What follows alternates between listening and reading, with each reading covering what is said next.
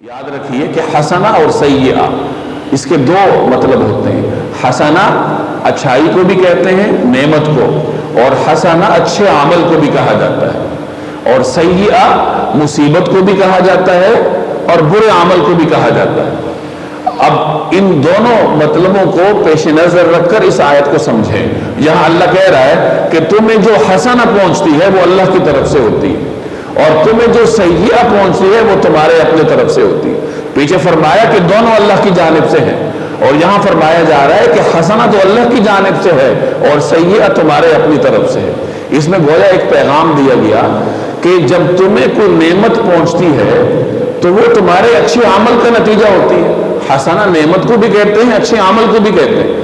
تو تمہیں جب کوئی نعمت پہنچتی ہے تو وہ تمہارے اچھے عمل کی وجہ سے ہوتی ہے، اور جب تم کوئی اچھا عمل کرتے ہو تو وہ اللہ کا فضل ہوتا ہے، اللہ کی توفیق سے ہوتا ہے۔ اللہ تمہیں توفیق دیتا ہے کہ تم اچھا عمل کرتے ہو، نتیجتاً تم پر اللہ کی جانب سے نعمت آتی ہے، آسانی آتی ہے۔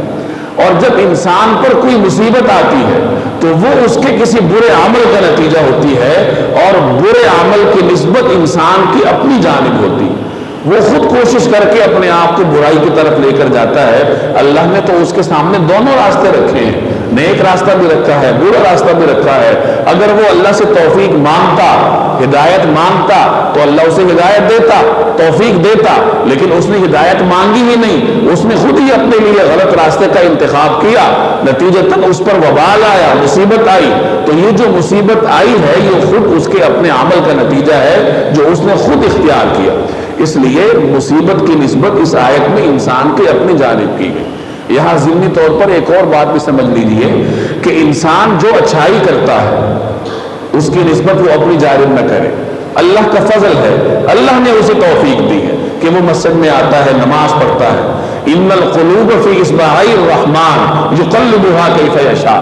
دل تو اللہ کی دو انگلیوں کے درمیان ہے، وہ جیسے چاہتا ہے پھیرتا ہے۔ رسول اللہ صلی اللہ علیہ وسلم ایک دعا کثرت سے مانگا کرتے تھے، یا مقلب القلوب ثبت قلبی علی دینی، کہ اے دلوں کو پلٹنے والے میرے دل کو اپنے دین پر ثابت قدم رکھ۔ اور یہی دعا ہر مسلمان کو مانگنی چاہیے۔ تو کبھی بھی اپنے عمل پر اترانا نہیں چاہیے کہ میں نے فلاں کام کر دیا۔ انسان جتنا عمل کرتا ہے اگر اس کا عمل اللہ کے ہاں مقبول ہے تو اس کے دل میں خشیت پیدا ہوگی۔